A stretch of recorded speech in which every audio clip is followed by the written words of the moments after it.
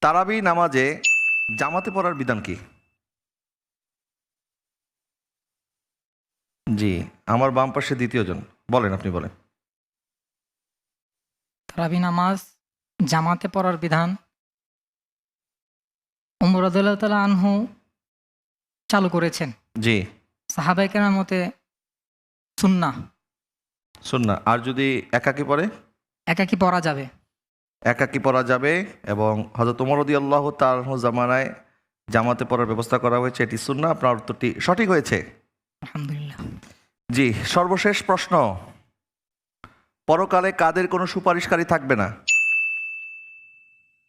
আমার বাম পাশের দ্বিতীয় জন। জি, আপনি বলেন।